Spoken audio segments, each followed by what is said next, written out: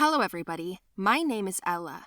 I know, you're going to be a little jealous of me right now because I'll tell you that I have an incredibly rich and handsome boyfriend.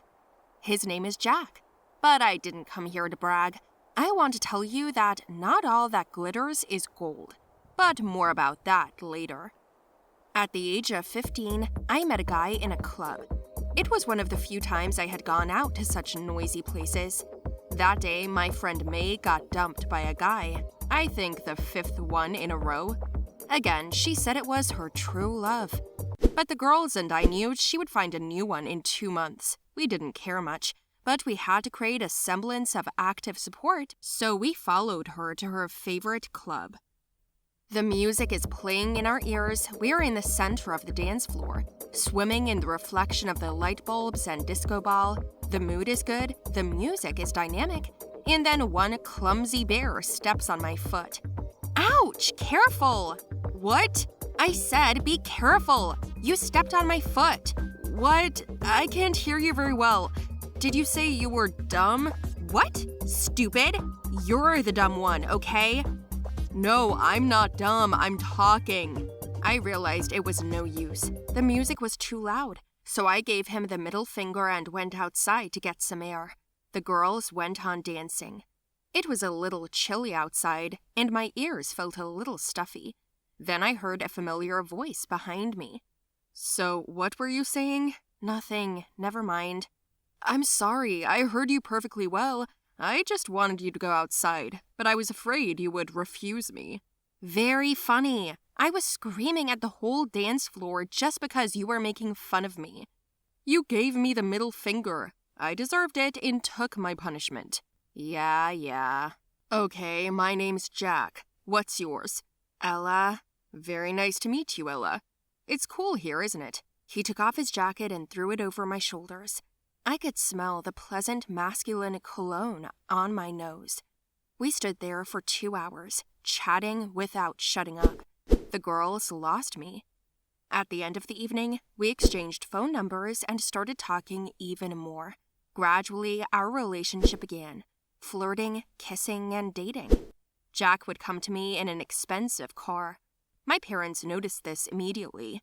At first, they were silent, and then they started asking questions. I said that money does not interest me, but they did not want to take it. If he is rich and handsome, hold on to him. What more do you want? We are not hinting at anything, but if he makes you an offer, accept it.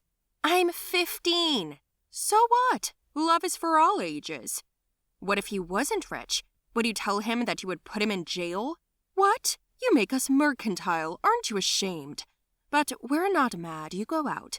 Just keep in mind that we don't mind. Mom, I'll decide.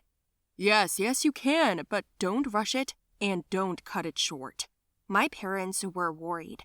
We did not live poorly, but not richly either.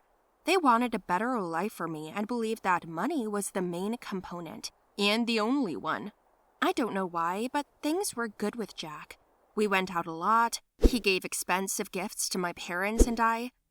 Once, after 4 months of our relationship, he gave me and my family a trip abroad, all inclusive, paid for everything. My parents almost freaked out. I refused to accept it, but my mom invited him to dinner as a thank you. That's how they met. Jack was smart. He shined, and Dad and Mom fell in love with him. No sooner was he out the door than Mom yelled, "Don't let him get away!" Oh, the horror. What a shame. After the trip, Jack and I met, and I gave him gifts, and he was pleased. We sat in the countryside and chatted, and then he suddenly asked me if I had been in contact with anyone there. I categorically said no. Then he showed me a picture of me talking to a waiter. What is this? Were you spying on me? My agent. So, did you give me a trip to test me or something? No, baby, I was just watching through someone else's eyes. But you lied to me. You were talking to a guy. A stranger. I was just asking for some water and ice in my room. Why didn't you ask the girls to do that? I did. He was just standing right next to me, so I asked him. Jack's eyes filled with aggression and anger. For the first time in my life, I saw him differently. He grabbed my arm in such pain. I begged him to let go, but he only squeezed tighter. I was starting to cry, and he suddenly smiled sharply, pulled me to him, and was like, "You're only mine, remember?" It sounded threatening, but I suddenly realized that I was trapped. After that night, I started calling and writing to him less frequently. He noticed this, and a day later he sent us a bunch of expensive flowers, an expensive necklace for me and a purse for my mother, and whiskey for my father. And in the evening, he came home with dinner from a restaurant, saying, "Tonight, Ella and I are celebrating our anniversary. It's 6 months together." My parents quickly set the table, and I acted differently already, wary.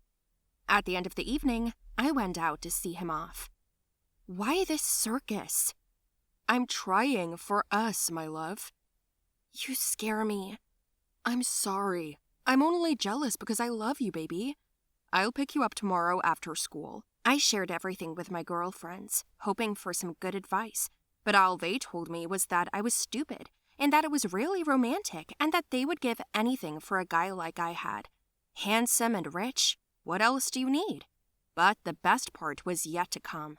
At school, we were getting ready for a Valentine's Day party, and I was on the committee responsible for the event. A lot of kids came up to me, asking me what to do and how to do it. One guy wanted to ask me to arrange a surprise for his girlfriend. He had to confess his feelings to her, and I volunteered to help him. Anyway, that's the picture that came out. During lunch in the dining room, this guy stood in the center, put on some romantic music, read a poem, and then I had to give him a bouquet of flowers. And when I went out to him, it turned out that he was finishing reading the poem, and there I was, standing next to him, holding the bouquet of flowers. And that's when Jack walked in. He was just freaking out about what was happening. My eyes filled with aggression. I threw the flowers on the floor, ran to him, grabbed his arm, and ran out of the school. "You're early." "I'm sorry for interrupting such a romantic moment." "You don't understand. He wasn't confessing to me." "Yeah, that's what I believed." "I'm telling you, I'm serious. Ask the girls." "Are you kidding me? They're your friends. They're gonna lie to me." "Jack, what do you want? Why are you doing this? I'm choking on your jealousy. Will you stop it, or are we gonna break up?" "Did you find someone else?" "You're impossible to talk to." I wanted to go home, but he shoved me into his car and squeezed my arm hard. The bruises from the last time were still there, and I was in a lot of pain. I cried, and he said he wasn't going to just let me go. He brought me home, and I ran into my room and cried. He was a tyrant in the flesh. I had to end our relationship. But you know what he did? In the evening, our doorbell rang. My parents opened it and saw that there was a ruckus outside. Jack made a huge banner with my picture on it, stretched it across the street, and wrote that he loved me more than life. These beautiful and sweeping gestures captivated the audience. I was considered a cranky, ungrateful creature, and he knew I couldn't turn him down in public. My parents pressured me, friends and neighbors too, and no one knew the truth. So 2 years went by like that. I didn't realize how I had become a victim of this relationship. I carefully hid the bruises and abrasions. I learned to cover them up with makeup. And the harder he hit me, the wider the gestures and gifts got. And by then, I had become a frightened gray mouse and had fallen so deep I couldn't get out of it. Until something happened that saved my life. My family and I were celebrating Thanksgiving. Jack was invited, of course. I was helping my mom in the kitchen. Mom took the turkey out of the oven and asked me to decorate the tray. I accidentally bumped into her and I dropped the tray on the floor. I screamed in pain, and my mom didn't immediately understand what was going on. Then she touched my ribs. I jumped back. "Daughter, is something happening to you?" "No, Mom, I'm fine." "You've been kind of withdrawn. Are you and Jack okay?" "Yeah." "Can I hug you?" "No, that's okay. We don't have time to." But my mom didn't listen. She pulled my shirt up and saw the bruises on my body. She almost fainted. I cried and sat down on the floor and told her I couldn't tell anyone.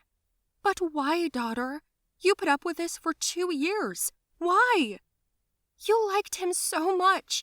Perfect Jack. He threatened to beat me harder if I told or left him. That bastard. I won't let him get away with this. No, Mom, no. He's dangerous. We'll leave it as it is. Maybe I'll leave him someday. But Mama wouldn't listen. When Jack came home, it was not my parents who met him, but the police. Of course, he quickly paid them off with money, but it helped that he never came near me again. It was only later that I found out that 4 other girls had also been his victims. So that's my point. Girls, do not tolerate this attitude. Remember, it's enough not to be silent to be saved.